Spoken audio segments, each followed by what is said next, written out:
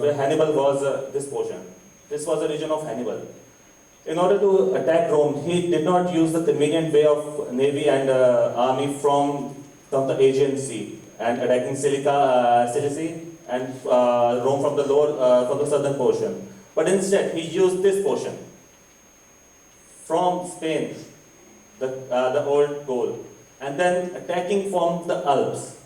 It was a saying that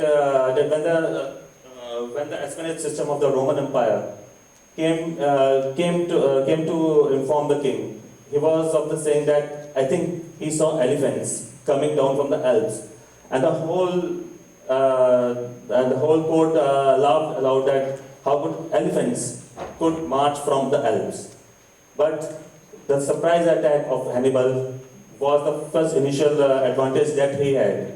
But we cannot equate with Hannibal because that was a mad strategy of Hannibal. Almost half of his commanding force was dead, and half of his elephants died while entering from the Alps. Then we have another general in the form of Scipio Africanus of Rome. He was the main architect of stopping Hannibal from taking the Rome from the Carthaginians. He used the double tactics of maneuvering his army and navy from the northern part and attacking them from the eastern portion, as well as using the local resources. But again, the advantages taken by him, Africanus, was not sustained for a longer period. Now, when we talk about General Zorawar Singh, General Zorawar Singh also used this type of tactic. In order to cover the Tibet portion, he uses two-part army. One from Kishtawar, one went to the Baldistan, and other from Kishtawar to Ladakh. It was a double attack to surprise it was a surprise element that was and the guerrilla warfare, as well as the hilly terrain advantage that he used to attack the Tibetan part, this portion. You can see from here and from here. This was a double attack by Zorawar Singh.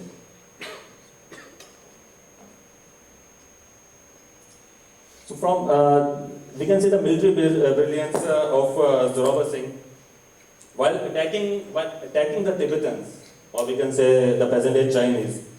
He used the tactics used in the warfare of the famous Sun Tzu, who wrote The Art of War.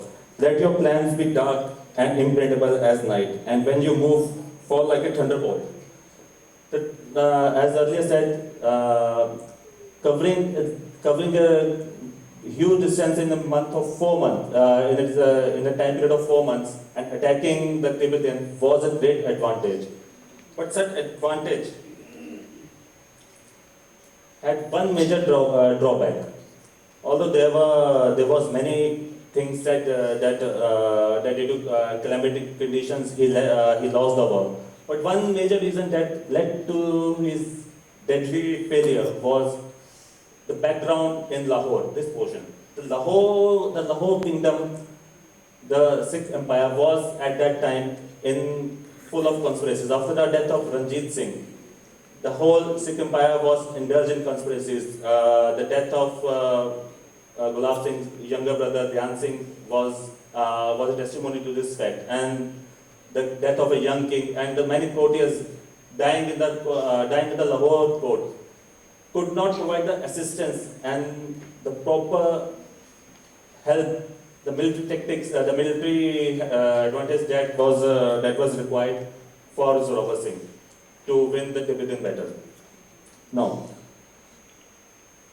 to further explain the major structural remnant of Zorawar Singh, my colleague will explain the structural remnants of the Haveli of Zorawar Singh in Bijapur from architectural point of view.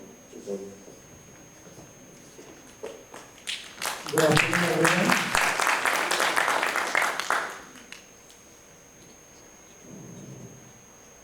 Good afternoon, everyone. So, first of all, I would like to Thank you everyone for inviting us over here. So today we'll talk about the conservation, what we are doing. I'm a consultant for the restoration of this site. So this is a Haveli in Raisi district in the place called Vijaypur. So it's a 19th century Haveli, and we can see that we have placed two photographs, which is a archival photo and the new one, which is the present day condition. So here we can see that the back portion of the whole Haveli is collapsed. So with the reference to the archive photo, we'll be restoring it. So I'll show a few of the introductory part of it where we are seeing the location. So we can see that the site was very strategically identified, which is along the river Chenab over there. And we can see that with the help of the horses and all, this was very much accessible along the route of Chenab. Moving on to the side plan of the area, so we can see there was with the Haveli, there was a temple in the south with the water tank. So with the present day proposal, we are only restoring the Haveli, but in the second phase, we are planning to restore the whole area so that the glory of the place could be restored. Moving on to the site surrounding, as I mentioned, there's a mandir with a water tank and a peepal tree which was used during the Zorawar Singh period as a place for gathering. Always the water source was the talab, which was still present there in the deteriorated condition. Looking at the planning principles over here, so it's a 3-story structure and with the battlements on the top on the either side. Also there are arches which were the principally we can see there are always 3 arches which has a principal with the temples also. So it was taken the reference from the temples which has curved arches. There are 3 plans which we have done in detail for the documentation purposes so that we can restore it better before going to the sites. So this was a process being done before we start the restoration work. So this is the drawing of the structure of the roofing plan, where we can see there are wooden purlins which has helped us to understand, because there is only one room which have this reference, rest of the whole structure has collapsed. So I can show you more of the architecture which I have already mentioned also with the jali reference of the brick. So it's a brick structure with lime mortar. So we'll be restoring it with the same configuration after doing the proper testing of the material. So coming to the constraint of the site, presently the site is not accessible due to a wall which is a part of a neighboring site. Also there are few encroachments done, there is no boundary walls. So this has helped us to identify the issues which we can retrofit. Looking at the building level issues, there are major cracks and we can see from the back that the whole structures are depleted. So we'll be taking the reference from the archive images. We have planned out how we can restore it properly. Looking at the structure as well as in the photograph over here, we can see the purlins what I have mentioned earlier about the roofing system. So these are few condition assessment what we do before restoration. So these are the plans where we have marked out where all these restoration has to be done, where are the missing walls. It has helped us to estimate also what to restore and what not to. And these are the elevation drawings where we have shown the major cracks and the missing plasters over here. With the red shows the missing areas, which I have already shown in the photographs as well. These are the sections. Moving on to the strategies, how we are restoring it. So first of all, the major thing is to remove the encroachments. Also making it more vegetation free, and moving on to building level. So we are retrofitting it as per the existing resources we have and the evidences what the earlier drawings have shown us. Thank you.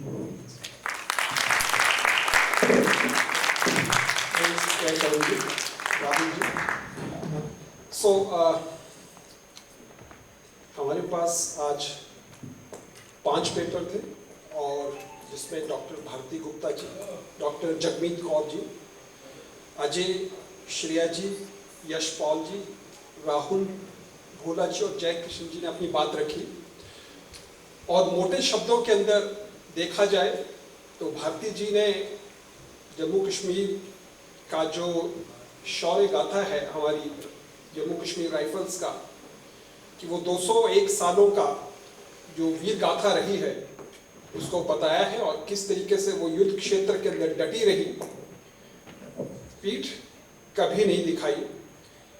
Jagmeet जी ने किस तरीके से, जोरावर सिंह जी ने मानसरोवर में जाकर शीतला मंदिर जी की स्थापना की, शीतला माता की स्थापना की, और आज किस तरीके से जोरावर सिंह को हम याद किए हुए हैं, स्थान बनाकर, कॉलेजेस के नाम रखकर या अन्य क्षेत्रों के अंदर।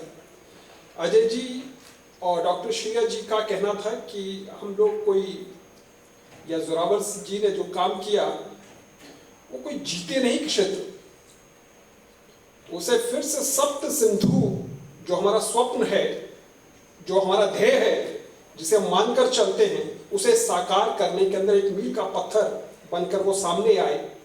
यशपाल जी ने अपना जो विषय रखा वो जनरल जोरावर सिंह जी के मिलिट्री जो कैंपेन तिब्बत की तरफ हुए, उस पर विषय उनके माध्यम से आया। और लास्ट जो आपने पत्र देखा राहुल जी का और जय करण जी का, वो 2 भागों में विभाजित था।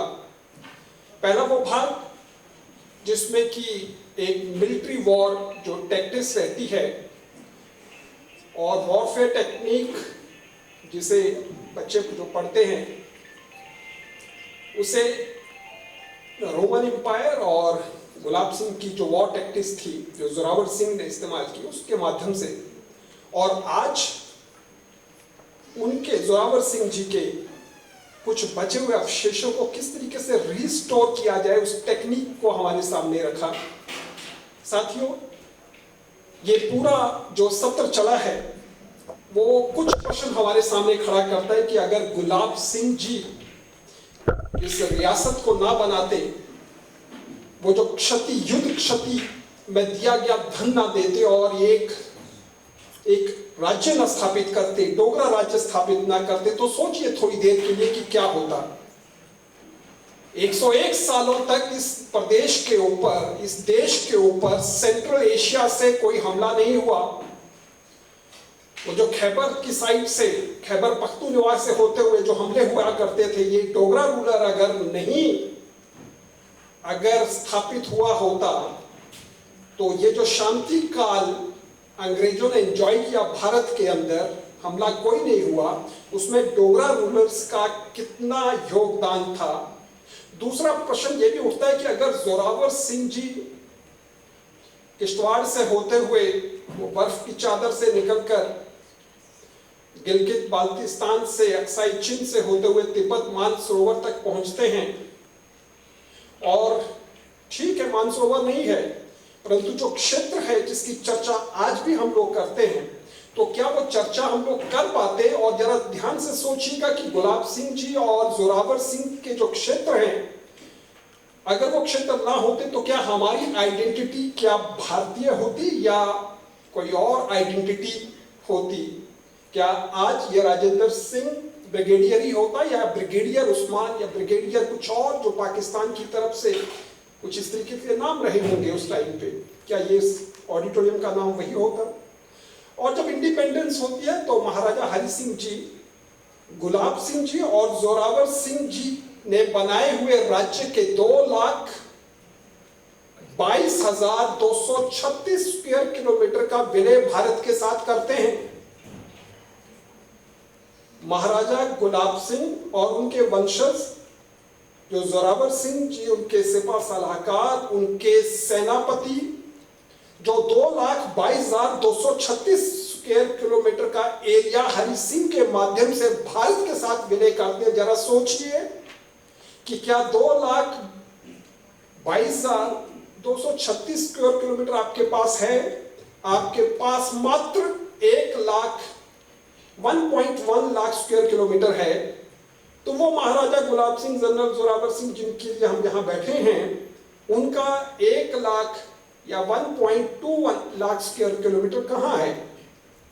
ये इस सभा के अंदर हमें चर्चा करनी चाहिए, और चर्चा करते समय वो चाइनीज ऑक्यूपाइड जो टेरिटरीज हैं, चाहे वो जम्मू कश्मीर की हैं या लद्दाख की हैं, वो टेरिटरीज जो पीओजेके के नाम से हैं, ये चर्चा के अंदर ये विषय भी बनने चाहिए, क्योंकि जब हम चर्चा करते हैं इस प्रकार के सेमिनार, हम लोग जब यहाँ बैठते हैं तो विषय से विषय, बातों से बातें, चर्चा से चर्चा और इस डेलिब्रेशन से कुछ और आगे विषय निकलते हैं, ताकि हिस्ट्री डिपार्टमेंट पुनः आगे कोई और इस तरीके का सेमिनार करे तो वो विषय भी हमारे संज्ञान के अंदर आए। Now house is open for the discussion. सबसे पहला राइट हमारे स्टूडेंट्स का है, वो कुछ ऐड ऑन करना चाहते हैं, कोई हमारे स्पीकर से प्रश्न करना चाहते हैं, देन स्कॉलर्स का, देन हमारे एमिनेंट पर्सनैलिटीज का, रिसर्चर्स का। तो पहले स्टूडेंट्स, आप नाम लिख के किसी से भी प्रश्न कर सकते हैं जो स्पीकर्स हैं, देन स्कॉलर एंड देन हमारे पर्सनैलिटीज जो यहाँ पर बुद्धिजीवी यहाँ बैठे हैं, वो अपनी बात रख सकते हैं और अगर कोई प्रश्न है तो वो प्रश्न भी कर सकते हैं। हाउस आपका है। विद्यार्थी, क्योंकि ये विद्यार्थियों ने ही ये जो सुना है 2 दिन, वही शोधकर्ता बनेंगे, वही रिसर्चर बनेंगे, वही रिक्लेम करेंगे। जो कहा ना कि यूनिफिकेशन ऑफ द इंडिया, ये आप ही लोग करेंगे। परंतु अगर आपके मन के अंदर कोई प्रश्न नहीं है तो इसका मतलब है कि आपने मान लिया कि जो भारत का मानचित्र है वही आज का और फॉरएवर का मानचित्र है। तो हमारे स्टूडेंट्स एंड स्कॉलर्स,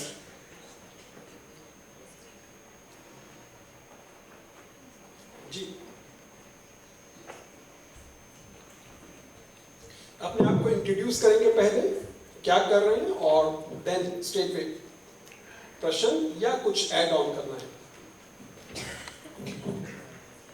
मेरा नाम विजय सिंह बॉली है। मैं department of strategic and regional studies से पीजी कर रहा हूँ। मेरा क्वेश्चन यह सर से है कि आपने कहा कि जो जोरावर सर की जो मिलिट्री कैंपेन्स है आपने उसके बारे में बताया। मेरा सवाल यह था कि उनको कंपेयर किया जाता नेपोलियन से, क्या आपको क्या राय है कि क्या वो नेपोलियन से ज़्यादा थे या उनको कंपेयर जो नेपोलियन से करते हैं वो एक मिथ है? क्योंकि नेपोलियन का अलग टाइम था, उनके पास इतनी रिसोर्सेज थे जो जोरावर के पास नहीं थे। जोरावर जी किश्तवाड़ से लेकर लद्दाख में हिली ट्रेन से जाते हुए जो रिसोर्सेज उनके पास थे बिल्कुल कम थे। तो क्या उनको कंपेयर करना सही है नेपोलियन से कि वो नेपोलियन के बराबर थे या उनसे ज़्यादा थे? थैंक यू सो मच आपके प्रश्न के लिए। देखिए, इस हाउस में डे 1 से ही ये चर्चा हो रही है कि क्या जोरावर सिंह को किसी दूसरे जनरल से कंपेयर करना पॉसिबल है या कितना हद तक सही है। जहाँ तक बाकी जनरल्स की बात है, चाहे हम सिकंदर की बात करते हैं, चाहे हम नेपोलियन की बात करते हैं, तो हमें ये देखना होगा कि वो जो एक तो हमें कॉन्टिनेंट वाइज देखना होगा कि क्या हमारे यहाँ पे जो टोपोग्राफी है, जो हमारे यहाँ का जो जोग्राफिकल डेमोग्राफिकल एंड जोग्राफिकल एरिया है, और जहाँ पर उन लोगों ने कंपेयर की तो क्या उसको कंपेयर करना होगा हमें सबसे पहले। और दूसरा ये भी मैं मानता हूँ कि जैसे कल भी यहाँ पर एक बात हुई थी कि वो सिख थे या वो कि कहाँ से आते थे। Being a student of history मैं आपको ये बताऊँ कि हमारे लिए वो मायने नहीं रखता है। हमें ये देखना है कि एज जनरल उनका वैल्यूर क्या था, उनका हमारे समाज में ऑरा क्या है और उनकी पर्सनैलिटी का आज हमारे ऊपर क्या इम्पैक्ट है।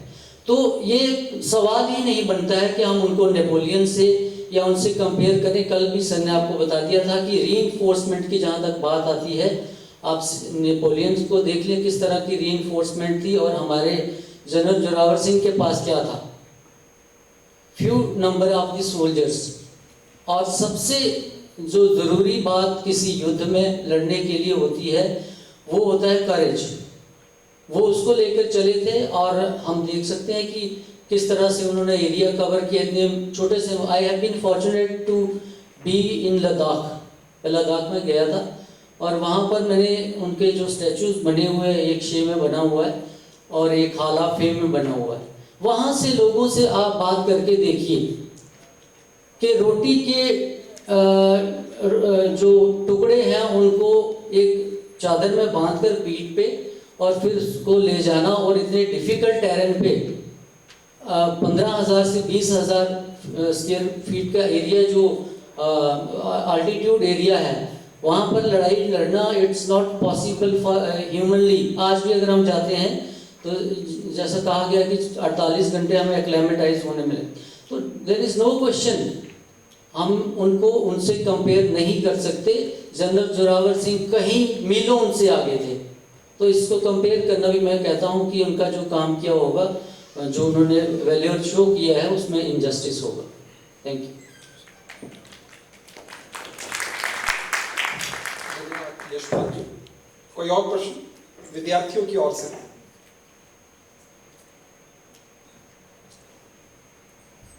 आप वहीं रखिएगा, ये माइक को वहीं रखिएगा। नेक्स्ट क्वेश्चन जिनका है वो अपना हाथ खड़ा करके रखेंगे, वहां पहुंच जाएगा। हेलो, नमस्कार सर, मेरा नाम तरुण खजूरिया, मैं department of strategic and region studies से हूँ। सर, हमने सब सिंधु की बात की जब आप रिक्लेमिंग ऑफ ऑन टेरिटरी की बात कर रहे थे, जिस तरीके से उस टाइम से आज से हम 200-300 साल पुरानी बात कर रहे हैं, जिस टाइम हमारे पास इतने सोफेस्टिकेटेड वेपन भी नहीं थे, इतनी वेल डेवलप्ड टेक्नोलॉजी भी नहीं थी, और कैसे सोल्जर्स ने अपने स्किल्स के साथ उन टेरिटरीज को क्लेम किया।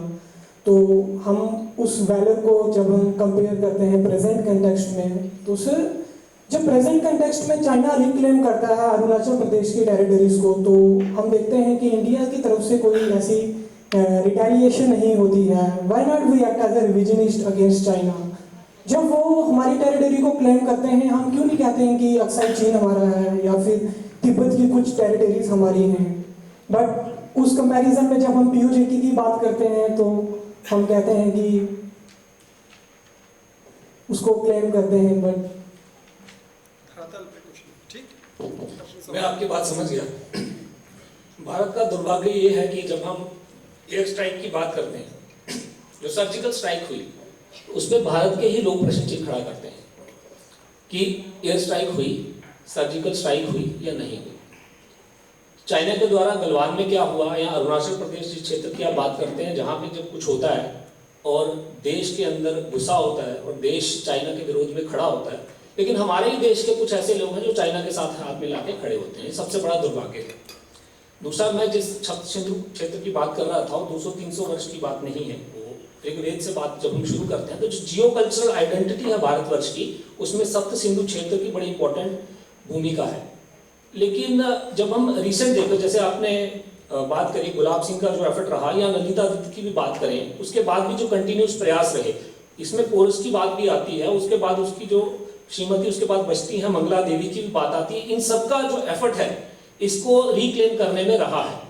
लेकिन अभी जब हम देखते हैं कि जो प्रेजेंट जो सरकार है, उसमें कुछ लोगों को हमें अवॉइड करना चाहिए, और हमको ये प्रश्न खड़ा करना चाहिए समाज के अंदर, और ये एजेंडा सेट करना चाहिए कि दिस इज आवर टेरिटरी। हम ही ये संशय में रहते हैं कि जैसे मैंने बात कही, 31 अक्टूबर 2019 हमारे में से कितने लोगों को पता है कि जम्मू कश्मीर की हिस्ट्री के लिए बड़ा इंपॉर्टेंट दिन है। उस दिन मैप सर्वेयर ऑफ इंडिया ने मैप जारी किया जम्मू कश्मीर यूनियन टेरिटरी का, और आप देखिए पहले वाले मैप्स और आज के मैप में कंपेयर करोगे तो क्लियर कट जो देश का जो लीडरशिप है वो कमिटमेंट के साथ बताता है ये हमारी टेरिटरी है, और उसमें ना पाकिस्तान और ना चाइना वो रिक्लेम करते हैं ये हमारी टेरिटरी। इसी तरह जैसे कई बार ये शो किया जाता है कि ये उसकी टेरिटरी है, उसकी टेरिटरी है, जैसे वीरेंद्र सर भी कह रहे हैं कि हमारे लोगों को, हमारे इंटेलेक्चुअल्स को खड़ा होना चाहिए, हमको एग्जाम्पल लेनी चाहिए।